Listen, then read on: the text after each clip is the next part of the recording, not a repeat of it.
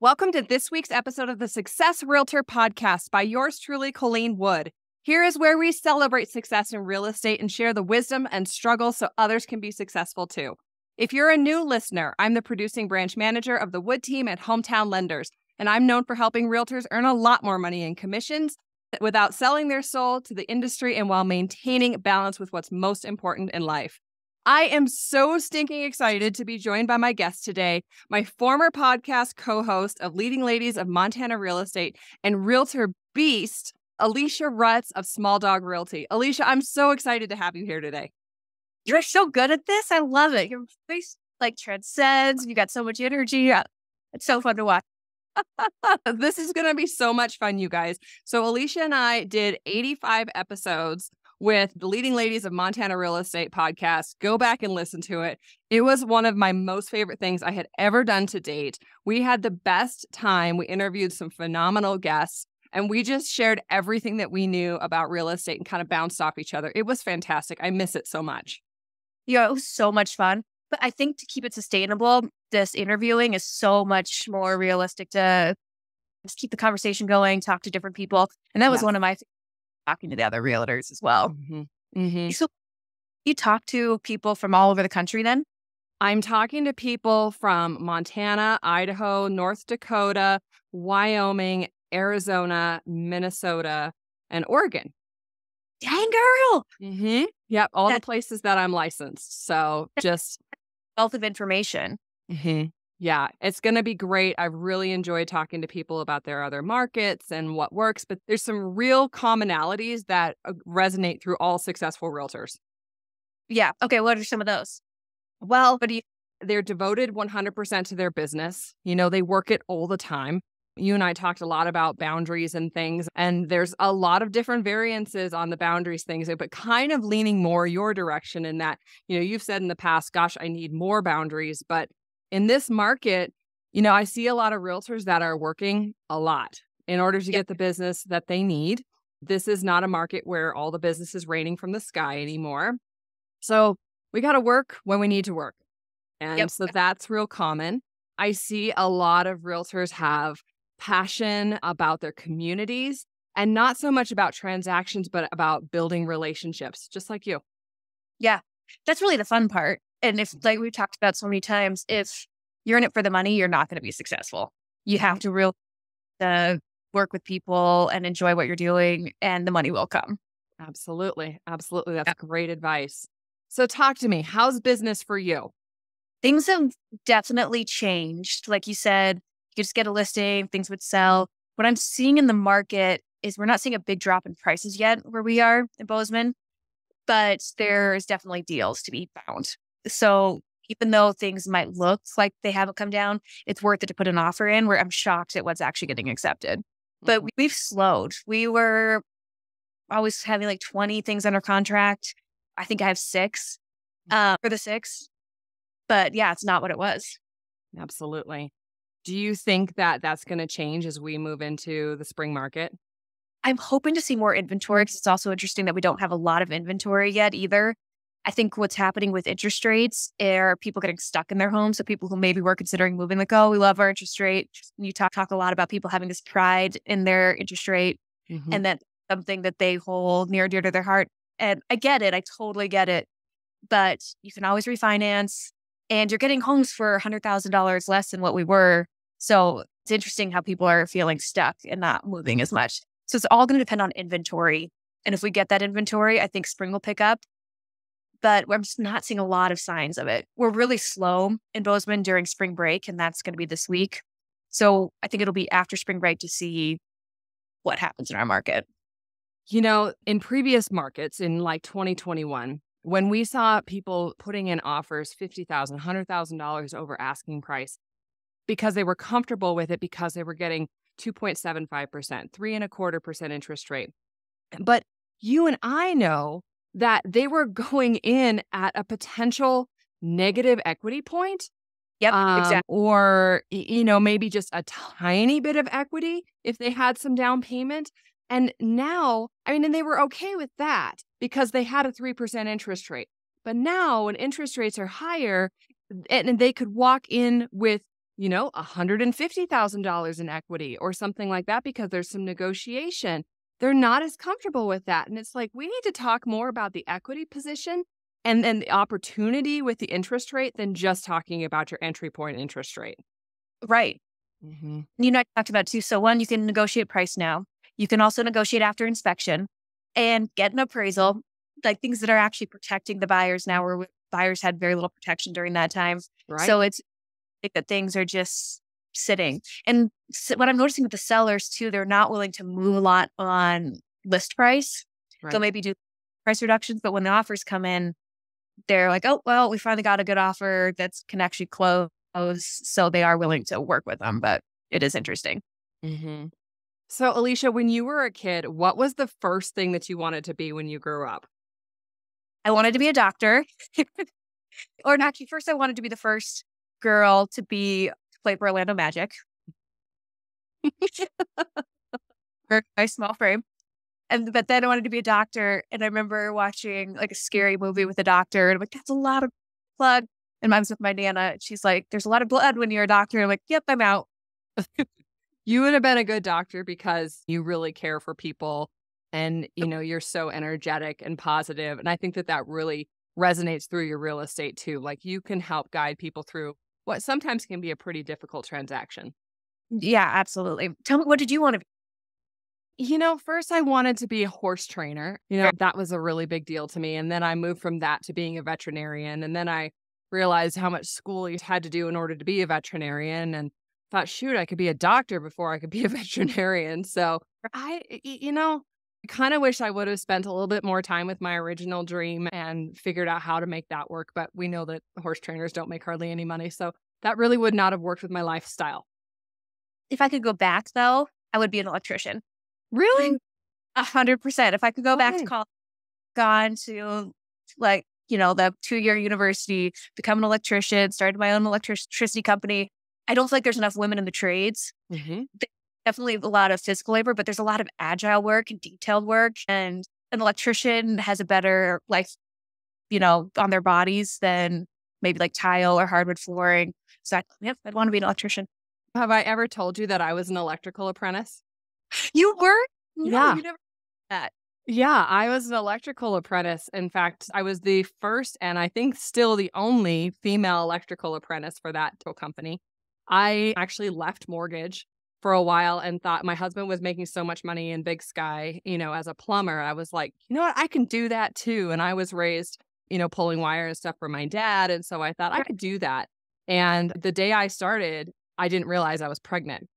And so they made me the trim foreman for this group of guys in Big Sky as an electrical apprentice because I had, leadership skills and things like that. So I could get things going. But I worked there until they kicked me off the mountain. Well, my midwife kicked me off the mountain because my legs were so swollen from being pregnant and all of that. But yeah, I did that for a while. But I'll tell you, the hardest part on your body is on your hands. My hands hurt all the time. And with being in Montana, there's so much cold. It is real. And I've seen, I have a friend's dad who's an electrician, and he'd come home from work and they just wouldn't warm up. And I do believe that. Yeah, absolutely. Well, I'm so glad that you're a realtor. Yeah, me too. So why real estate? When I was living in Portland, I interviewed for lots of different jobs. And one of the real estate firms, they gave me a test, a personality test. And they said, you actually have the perfect personality to be a realtor. And so they actually made me take the test again because I thought I cheated and looked up the answers of what I was supposed to answer. Made me take the test in front of them. I'm like, yep, you're supposed to be a realtor. And so I just started working for a small company that was associated with Keller Williams and just went kind of crazy from there. And we started working with buyers and then very quickly just worked with listings. And then all the buyers' agents got calls off the listings. And yeah, I think the most had well over 100 listings at one point. And it was crazy. And it was during the day. Insane. That's insane. So how did you make your very first sale? I got really lucky with my very first sale. I did cold calls. He gave me a list of numbers to call, called off the signs. I started at the bottoms and people called the last and worked my way to people called recently. And one of the people who called recently was looking for downtown condos. She was a very experienced older buyer, and it was a cash deal. And she knew exactly what she wanted. It was out of state, so I didn't see her much, but I got so lucky in the fact that when it was cash, it just made the first transaction, and it takes a huge chunk of the situation out of it. And she was really sweet, knew that I was pretty green and gave me a lot of grace and a lot of information and really helped me. Just that first one made all the other ones easier because you learned so much in your first transaction. Oh, absolutely. It's so good to have a client like that who can kind of help put things Yeah, together for you. And when you stumble, they see that you're stumbling, but they still let you go forward. I'm sure yeah, if she thought you were great. really going to mess it up, she would have found a different realtor. So she must have had quite a bit of confidence in you. And I think she had a lot of confidence in herself as well. Yeah. She how to get things done. That's awesome.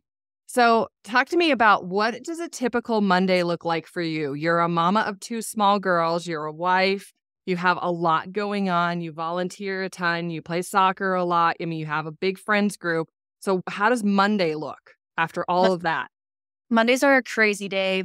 I feel like that's like our catch up day for everything we did over the weekend from the showings. I meet with Karen, my assistant, and my mom, and we just kind of figure out what we have to do, where we are with title stuff, where we are with what lenders we have to follow up with, see where things are. It's really our first few hours or just catch up with emails, phone calls, text messages. And I try not to do any showings Monday mornings until at least like 1, so we can just be in the office and play catch up, really. Hmm.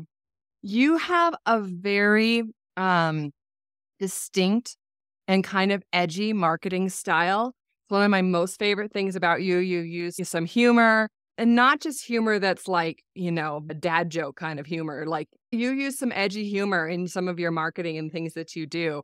What is your top importance for your marketing for this year? So I do need to get out better with the marketing because I think we all got a little bit lazy with Hmm. just how it was. I definitely the last couple of years took a step back from pushing the envelope with my marketing and having fun with it. But really, if it makes me laugh and entertains me, that's what keeps me going on it. I find that creative side of it fun and enjoyable, and it keeps the spark going. It's so easy to get burnt out in this job. Hmm. That things that keeps it fun and light for me. So, but I do need to start pushing it more. So maybe we'll have another meeting. You can help me with where I need to start putting my. Yeah, that would be fun. Tell me, of all the marketing that you've done in the past, do you have a specific launch that you did that was your favorite? Definitely the moving van. It was always a bucket list item to have a moving van.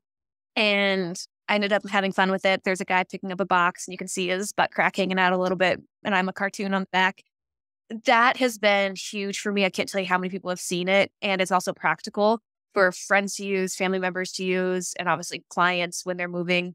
I'm also allowing other buyers agents, if I have the listing, that they can use the moving van as well, just to Wow. get it out there. And I call it my Vegas billboard because giant on the side. I think that was fun, practical, and really the money I spent on it was well worth it. I got a great deal on the van. It's a great diesel van. So I think that worked really well. So scale of 1 to 10, 10 being you would do it 1,000 times over again, 1 being you would never do it again. What would you say? Oh, definitely a 10 on that one. That's that's great advice. And I will just, just being an outsider looking in and seeing that van, you always notice it.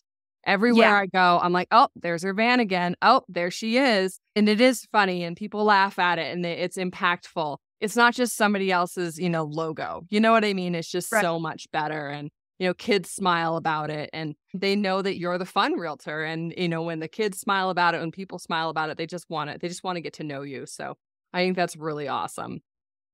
Talk to other who've had them, and I just leave it at my office where it's parked. I've talked to another agent in town who has one, and he's regrets buying it. He also spent 10x what I did on the thing. Oh, wow. Um, I don't think he shopped around as hard as I did, but he also brings it to everyone's house when they're moving, which is great. But for me, I'm like, I just don't have the time to do that. So it's here. You guys can pick it up when you want. I've made it pretty easy for myself with that, but I have talked to other agents who do regret it. If you're considering it, I would do lots of research. Definitely shop around. Don't buy the most expensive van that you possibly Bye. can find. I got the great 10,000. That's perfect.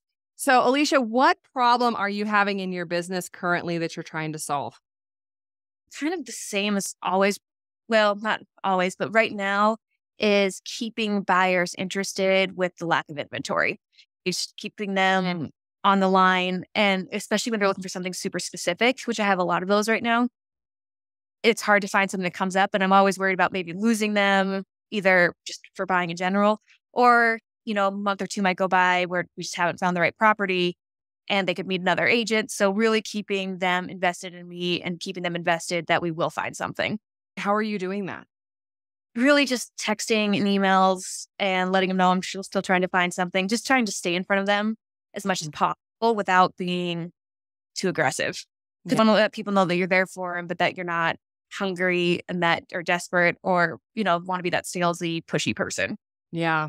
I'm seeing that a lot on my side too, when we're following up with people that are pre-qualified or true approved with us, that, we're checking in with them on a weekly basis. And do you need anything from us? How's it going? And they're just saying, we're just so disenchanted with the inventory that's available. And that's so sad to me. And I don't know if it's an entitlement thing where people are just like, no, my first house is going to have this, this, and this, and this. I talked to one set of new first-time home buyers and they were like, we have quite a long list of must-haves for our home. And I'm like, wow, you're going to be waiting a long time for that. Right.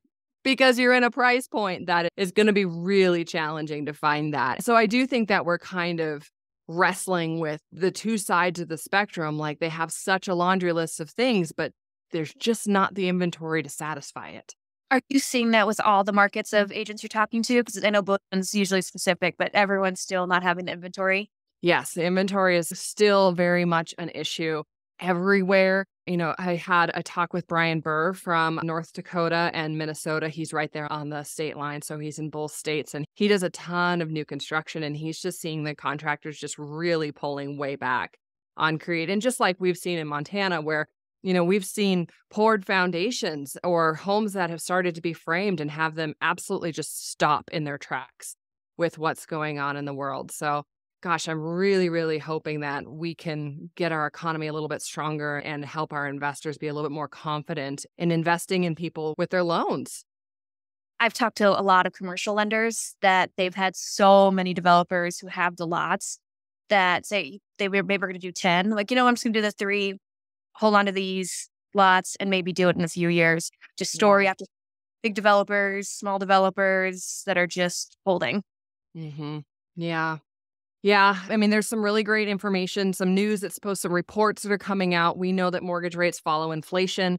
That's what everyone is kind of hinging on right now. May 10th is a big date for some great information coming out that should indicate that for the month of April that we've seen a downward trend in inflation. So we're all praying for that. We need that. Our buyers need that. Everyone needs that. So hopefully we'll see some of that direction. So fingers, toes, and legs crossed. Yes, yes. So what key activities do you recommend that realtors invest their time in right now? Really face-to-face. And I've told you last time too, me on the phone, those phone calls are important. Between phone calls and face-to-face, just getting out there to as many people as possible. I was on a panel once and one of the top agent in Bozeman said, you got to answer your phone. I totally agree with that. But also you got to get on the phone and make those calls. Mm-hmm. Stay in front of people and new people as much as you can. Mm-hmm. Absolutely. So being a realtor can be a really tough road for a lot of people. How do you stay focused and move forward through difficulties? It can be hard for sure. I think the longer you do it, the thicker your skin gets. I would get off phone calls with other agents who were just rude and it would just eat me away. I'd have to process it all day with my husband. Like, oh, I can't believe she said that to me.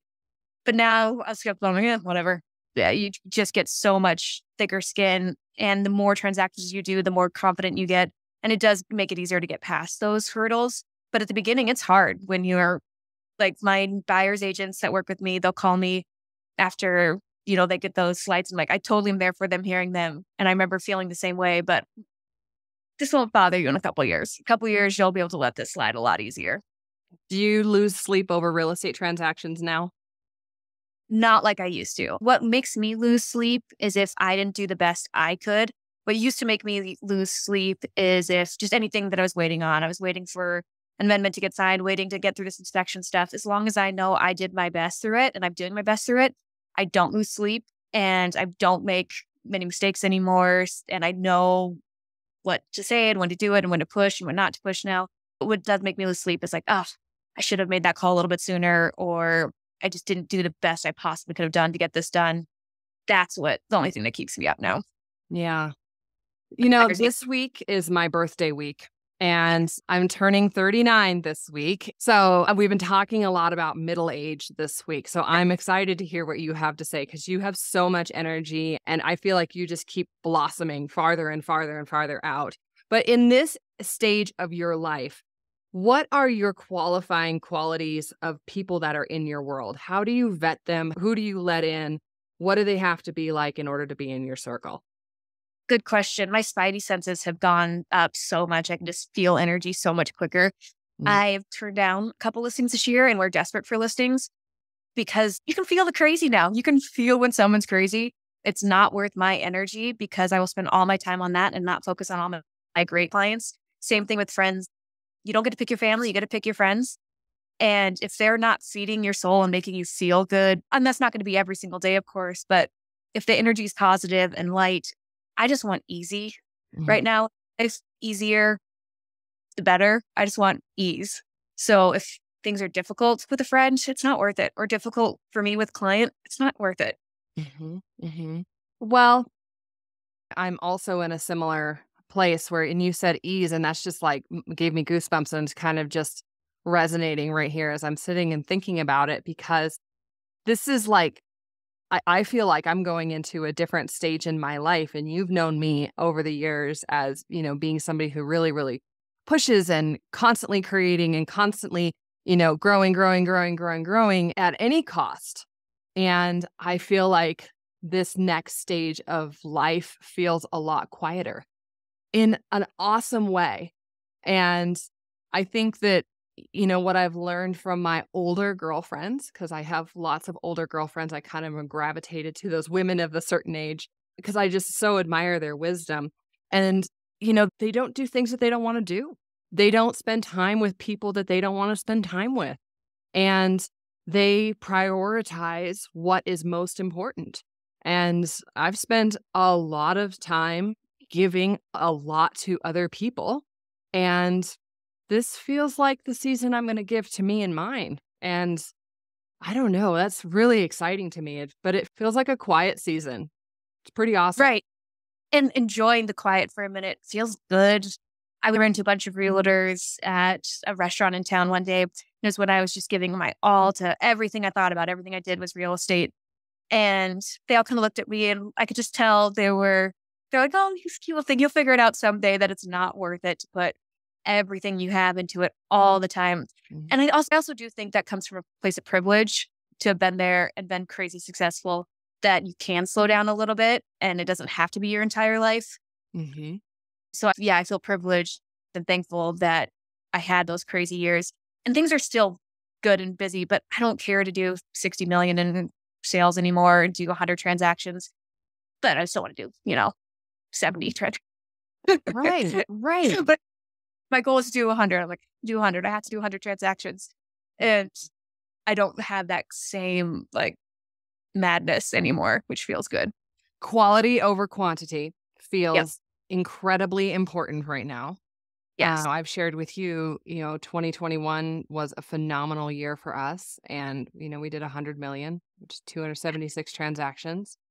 I would not trade that year for the peace and time that I have now with the people that I love, the circle that I have, be it small. It's okay to have this smaller circle and of super high quality people instead of having this humongous circle of strangers. And Absolutely. I am really, really everything that I need in my world is satisfied with 15 transactions a month is way more than enough for me to hit every goal that I need. And that's nowhere near 276 transactions. And isn't that weird how it's just changing? I know. Maybe we're getting wiser with age, but it does feel like that calm is coming over you and you hear, like you talk about, I have some older friends too. And even talk to my parents and other agents that I really respect, how you do just realize what's important. I always kind of thought, oh no, that won't ever totally be me. But you can feel like I can feel myself changing and getting older. I just had my birthday as well, 38. So, but every year you're like, what matters this year? What really matters? And it's family and the close people to you. I remember when I was in my super, super, super high productive stage in my life, and I would look at other people that were older in the industry, and I would almost think, oh, you must have missed the opportunity. Like you must have Right. missed, or you must not have pushed as hard as I am, and that stage of life. And I think that wasn't it. They didn't miss anything. They just reprioritized what's important to them. And I heard a really cool thing about middle-aged women about how oftentimes it's women who will climb to the top of their industry, and they'll achieve everything that they want, and they'll get to the top and suddenly they'll quit. They'll quit. They'll pull back. They'll quit. They'll go to something that's maybe not as a prestigious role, or they'll completely pull away and go a completely different direction. And how men will typically stay in that role at that level of the ladder, but the women would look around and go, oh man, I got here, but I'm missing so many other pieces of my life. And they're brave enough to say, I want these other things too. So, Absolutely. Yeah. I totally have chills thinking about it. It's so true. The burnout's real. We have so much on our plates, big moms. And also, if you don't work on your inner self, you think mhm, that, oh, third point's going to make me happier. And it doesn't. No, you don't work on yourself, then all those things don't really matter. exactly. And then here you are with this great career and no soul and Right. no love. And Right. that doesn't work for me. So I think that's just might be, I don't know, it just might be where we're at, where we're just I prioritizing things. So, had other conversations when we first started, we were both so much like, gotta be the best, you gotta be the best, we gotta be the best. And I feel like mhm. both of us, which is kind of nice. I agree 1000% because when you and I both started the podcast, we were both like, I want to say like man eaters. You know what I mean? Just like everything. We wanted everything and we got a Yep. lot of it. Yep. And, we were just clawing and scratching and gathering everything that we could. And I think there was a maturity that happened during the course of time that we spent together and really see it now. Yeah. But maybe because we did achieve it too, that also says something that, okay, we got it. Like, satisfied with it. Mhm. But I don't have to, like, yeah, sacrifice my soul to get a listing. Yeah. I'm not going to go take a beating from this guy who's a total butthead in Yeah. order to get this listing. I think I'm just going to let that one go. So, how do you plan on growing your business this year? Okay. So I really, like I said, stay in front of my clients. I'm really enjoying buyers again. I was working pretty much solely with listings and letting my buyers agents take the buyers.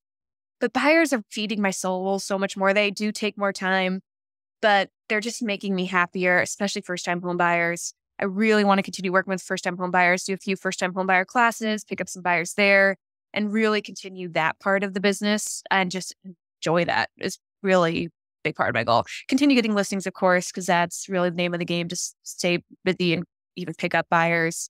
But yeah, I think that's kind of my goal this year. Wow. Well, that sounds amazing. Alicia, this has been fantastic. I feel like it's lit my soul up. I haven't seen you in forever. I've missed you. This was really, really fun. So thank you for your time. Yes. Thank you for having me. I can't wait to keep listening. Thanks again for listening to this week's episode of the Success Realtor Podcast. Just as a reminder, I'm the producing branch manager of the Wood team at Hometown Lenders. What we are known for are three things. Number one, we close on time every time. Number two, we keep our realtors in the sales seat at all times by keeping them updated on their current transactions. And number three, when you entrust us with a lead, we follow up on that lead until they buy, fly, or die. Leads are never lost to our lack of follow-up. Our number one priority is for you to earn more money in commissions so you can improve the lives of your family, community, and in turn, our country. So, can I count on you for that next buyer lead? I would love to work with you too. Also, if you're interested in being a guest on the podcast, please just reach out to my office. All right, we'll talk to you when you call in, and we'll see you on the next episode of the Success Realtor Podcast. Bye-bye.